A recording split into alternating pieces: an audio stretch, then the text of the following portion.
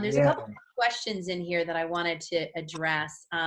Can I ask that before you go there? Yeah. Let me just mention one thing on what you said, Jennifer, which I think is very important to us to know. And you said it very, very eloquently, which is let's step outside ourselves for a second here.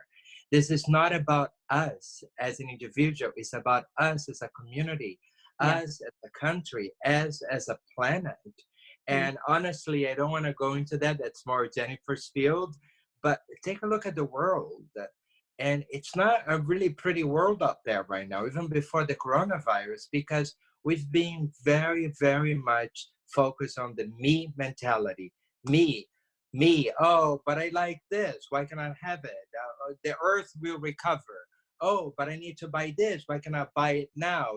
We'll find another way to store the shelves. It's always been about us. We are very much used to what I refer to, and you've heard of this, immediate gratification. Yeah. We want it, and we want it now. And let me just share with you, forgive me for being blunt, we need to step out of the mentality, because that mentality will literally and figuratively kill us. It's not about us. It's about the sum of all us together, the sum of all parts. And so, yes, you may say, God, I'm really anxious. And I'm also very anxious. Akasha is closed. We are answering people through telehealth. We're doing a lot of telehealth. We're doing a lot of phone calls. I'm in the forefront here at the hospital. But as a clinic, we can't see patients because we want to flatten the curve, and we want to be part of that. And we want to protect our staff. So I don't know what's going to happen tomorrow or the day after, but I know one thing. We've been here before. Most of us don't remember this. I don't remember 1918, the pandemic, the flu pandemic, and many other pandemics, and this planet has recovered. Sometimes we have to adjust to life, and that's what this is calling us upon us to do. Number one, to listen.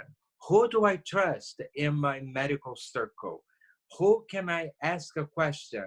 It may be my pediatrician, it may be my gynecologist, it may be my primary care physician, it may be my psychologist, my nurse. But find one person that you say, I trust that person, and have that person be the source of information. Please do not go to the internet. I beg you. It's creating a lot of issues. It's creating 50% of the calls that I get, and we're getting a lot, and we can handle them. We have staff lined up, signing people up for this telehealth, and 50% of those questions is me debunking the rumors out there. Yeah. And so if you think, my God, he could be doing so much more with this 50% that he has. But no, I wanted to stop people. Some people are saying, I'm going to go to the ER and wait online. And I need to know. Some people are paying $300 for a kit that hasn't been proven effective. There's some tests out there, private companies sending tests. Swabbing your nose or your throat is no big deal. The problem is, how do we develop the test? There's something called a reagent. And a reagent is when you get the remnants in that swab that was in your nose, you put into a little container, sort of like a petri dish, and then you use a developer to be able to see if the virus is present. It's called a reagent. Well, that's the problem. We don't have enough reagents. We have a lot of those swabs that are Akasha. We have a lot. But where are the reagents to develop the test? So just recently in the news, they apprehended thousands and thousands of kits coming from overseas, say COVID-19 testing, and there was no reagent inside. Oh man. So you can't. If you're gonna put the swab into your nose, you have to put it into a little container with the reagent and see if it tests positive. Right. So please don't listen to the internet. Go to ECDC, the European version of the CDC. There's also another site that I love. It's called ourworlddata.org. worlddata.com. Our Let's say that one more time. It's E as in E, like European of European, European. ECDC. So See, they can go to the E, which is the European CDC, or the US, but we, as you were sharing prior with me, that not everyone's trusting the US CDC. So the ECDC is a trusted source that you're recommending. And then say the second website one more time. our worlddata.com. Worlddata.com. Okay. Okay. Got So it. let me just go back to our own CDC. Now, as a physician, as a scientist, of course, I have supported and believe in the CDC. They're just confused. Okay. Right now, this epidemic has hit us when we were not prepared. And so there's a lot of information flying around. Sometimes the right hand doesn't know what the left hand is saying. So why am I saying the ECDC or Our World Data, which is a British site? Because they have more experience with this. They've been dealing with this longer. They have more data to share with us. Right. And so in the US, we're still in the beginning of this epidemic and it's going to get worse. Yeah. And so we are trying to get to data. So what I do as a scientist, I go to the CDC, I go to the World Health Organization, also an amazing site. And then I ask myself, which countries have data to share? And then I go to those countries' health department or health sites, official health sites, and I read what they're posting. And then I verify through something called Snopes, which is an application that check for rumors out there to see if they're true. Yeah, And there's a so couple of rumors and questions. One is a gal wrote in saying, if it can live on surfaces for 12 hours and my dog is running around and gets some of this virus in his or her mouth and I kiss my dog, can I get the virus from kissing my dog? So the answer is this virus is not known for living in animals, period, right? And the coronavirus is, like I shared before, Jennifer, it's not a new virus. The coronavirus is the cold virus. And the specific virus of a corona gave rise to SARS. Remember the avian flu? It was a coronavirus. This particular one, COVID, that causes the disease called COVID-19, is present, the natural host, are bats, sometimes even turkey in some parts of the world. Dogs and cats so far have not been shown to be the carrier of this on their fur. I don't know about kissing a dog. I'm an animal lover, and I think that's dangerous to begin with. But I'm gonna leave that aside. You all can decide on that. I know how it feels when you have your fur kids. I refer to them as fur kids. They become like your kids, and of course, you want to hug your kids. But kissing a dog or any animal in the mouth, especially during this time, I think it's a bad idea that you should reconsider. When your dog goes out with you, please don't be anxious when you come home. If you're concerned about this, give him a sponge bath. Get a little soap in a sponge and gently rub it against your dog or your cat so that you can feel better about it. But there's been no indication that animals are carriers. The animals will transmit the disease to you again.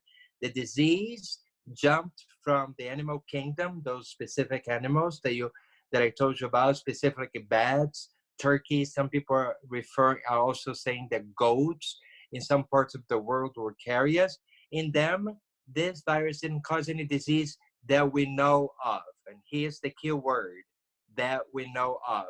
Yeah. But then when it jumped into the human kingdom, because we were not natural hosts, it's causing a lot of problems. Yeah. So, yes, again, just to summarize, animals in this country, in the world, other than the original ones, are not known to be carriers, like your pets, your dogs, your cats. And don't kiss it if you can stay away. And when you go for a walk, if you're a little anxious, just do a little sponge bath. Yeah. Another quick question. I appreciate this question because I'd like to know the answer as well. Once someone has recovered, so let's say I'm showing no more signs, symptoms, how long from the last sign of symptom should I continue to isolate? Okay, very good question. So let's take it a little further. So what we know so far is that this virus, once you've been exposed, will incubate in you, meaning it will develop symptoms anytime, any day between days 2 and 14, with the average time being 11 and a half days. What is the average time? Well, we look for people all over the world, in this case, the hotbeds for this, China, of course, that we know originated, and also Italy, which incidentally has had more deaths than China. Yeah. So we look for data there. There's been a lot of data from those countries, and it's usually autopsy data. So when somebody dies, you want to know what killed them, so you do an autopsy. We can talk about that in a little bit. Mm-hmm. So what we're seeing is that this virus, given what happened in these countries, in these other countries, it takes about 2 to 14 days after exposure to manifest itself, with the average time being about 11 and a half days. So after that, after 14 days, if you have no symptoms, you're likely not going to have symptoms.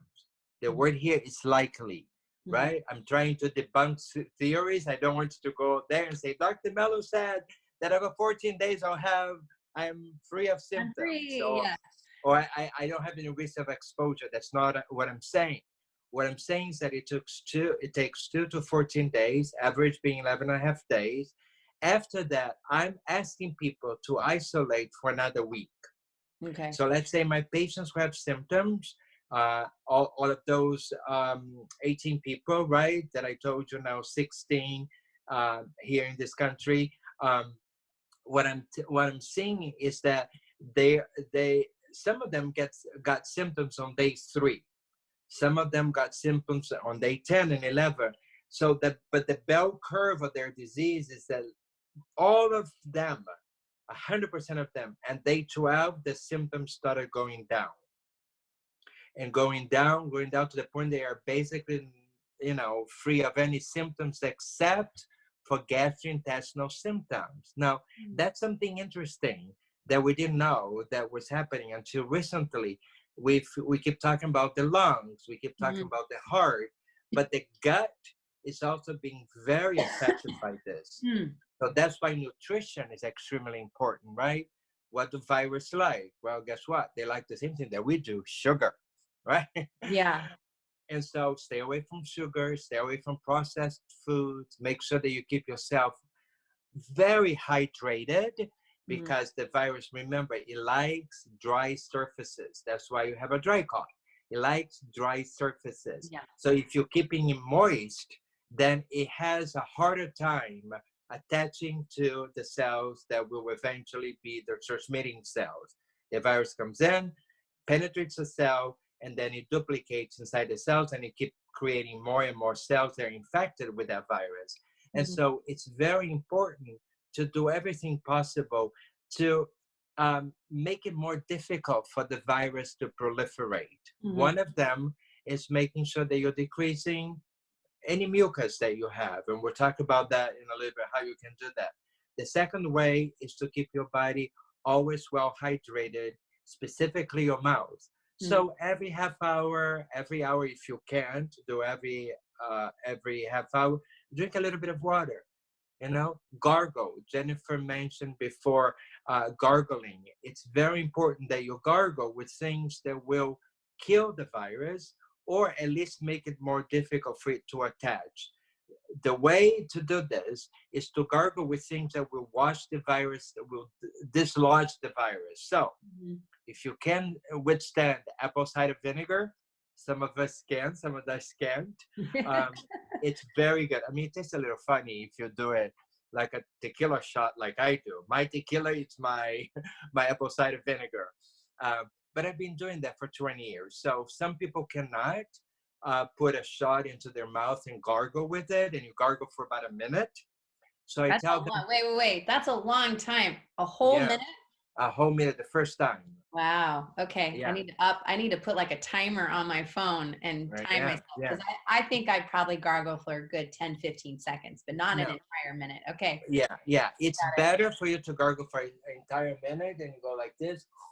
And then you stop. You don't have to gargle, keep gargling for a minute. You gargle a little bit, I you see, and then you stop, stop. you And then, gargle again, got it. and you spit it out. Try not to swallow it, because if there's Okay. any virus particle in there, you want to spill it out. So most of us gargle for 20-second max.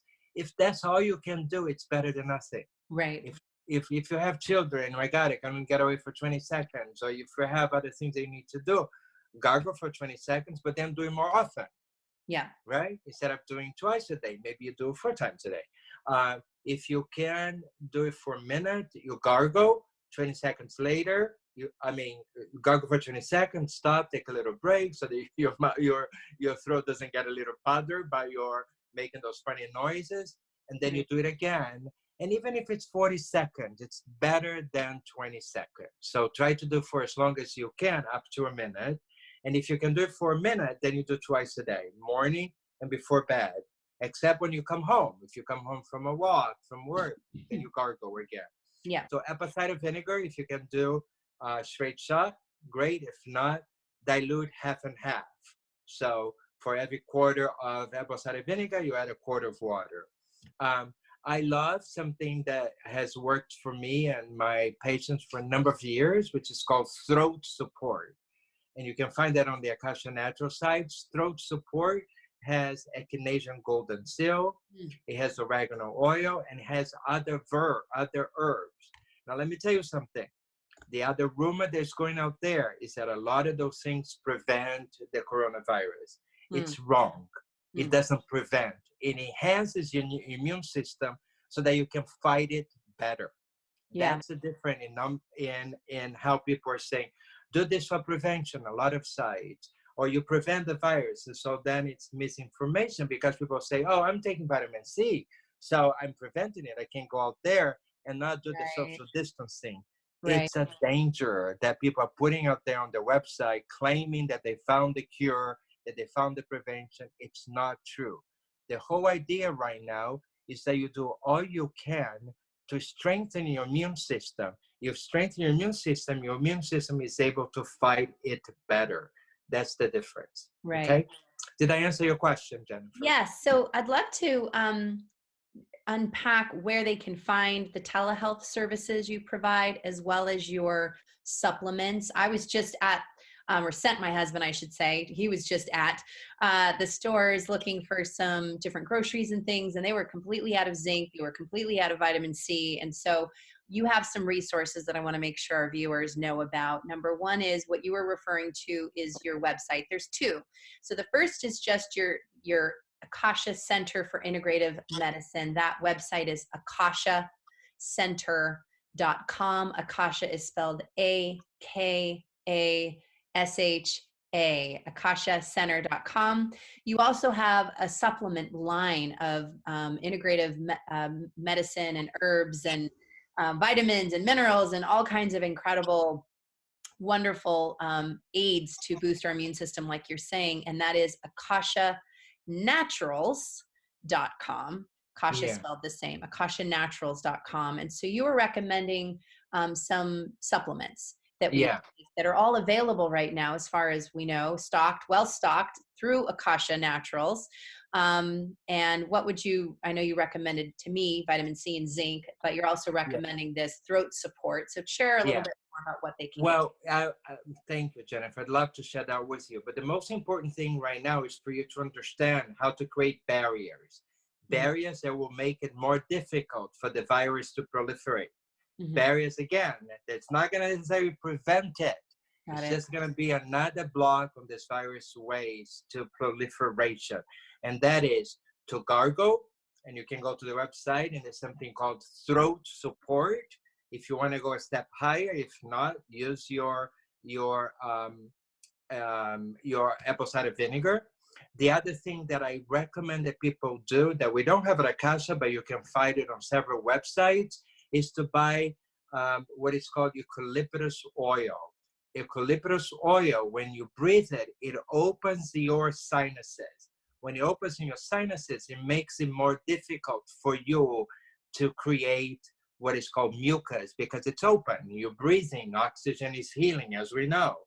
So put a little bit of the eucalyptus oil in your finger, put under your nose over here, breathe in. I actually put right inside my nose. I'm not going to pick my nose in front of you guys. But what I do, I put it in here and I put inside my nose and I bring like this. And you can see eucalyptus oil is going to open it. Eucalyptus oil has been used for, Jennifer, you can say something about it.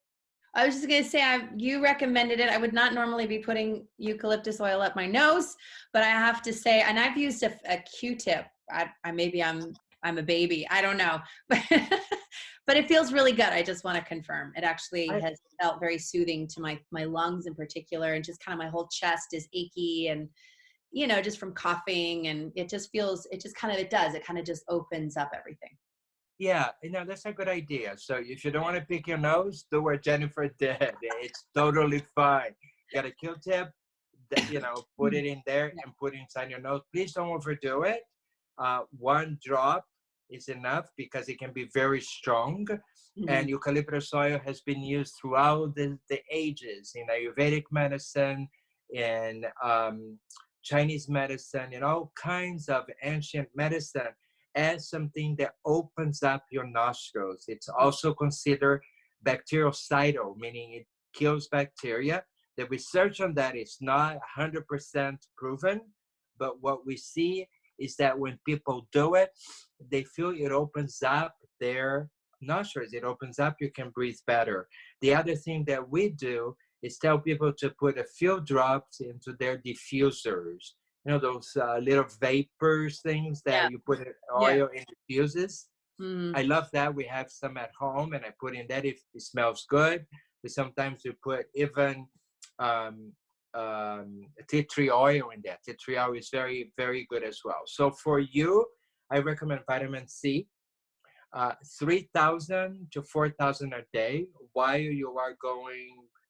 we are going through this epidemic. Make sure that you do it in divided dosage. Don't take it all at once because you're going to get a little bit of upset stomach.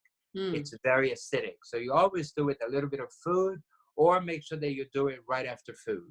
Right. Zinc also disrupts the virus ability to replicate. Again, some research out there, all viruses. I don't know about the coronaviruses. We haven't done any research on zinc coronaviruses, but we know that if it works for other cold viruses, we assuming that it's at least going to make the corona transmission a little more difficult for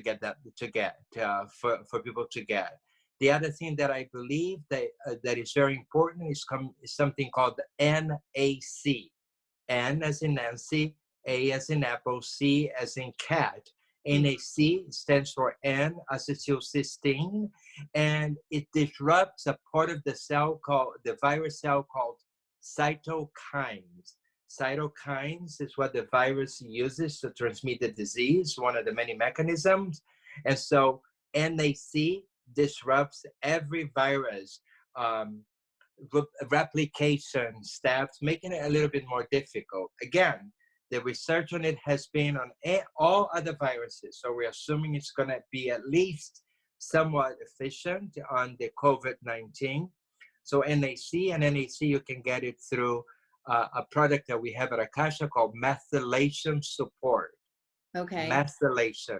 That's METHYLATION, methylation support. And somebody was asking what you were saying earlier. You have the most handsome accent to some of us, doctor. It was eucalyptus oil, everybody. If you couldn't understand his beautiful accent, eucalyptus oil was what he was saying. Yeah, eucalyptus. So eucalyptus oil is very, very important.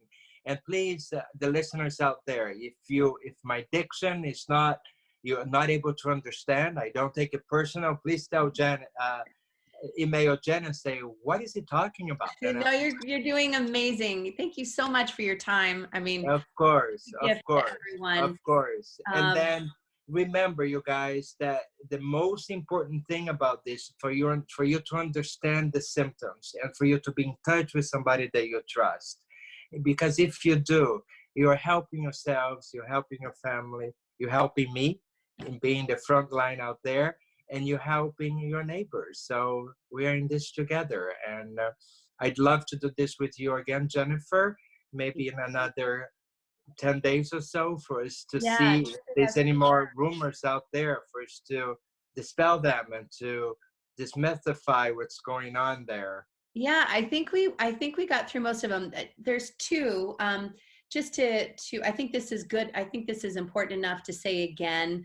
We have Christopher Peacher, who's been asking several times on the Facebook Live if there are any over-the-counters, or we had talked earlier about ibuprofen actually making things worse. And so I just wanted to confirm that, yes, the doctor earlier in our Facebook Live did say to not take any ibuprofen, but to take Tylenol instead of ibuprofen. Also, we're getting lots of thank yous, doctor. I mean, just like tons and tons of posts and Oh, gratitude from the community, gratitude from everybody, thanking, me for doing this while I'm under the weather, which is totally fine, but mostly you. I mean, you are in high demand.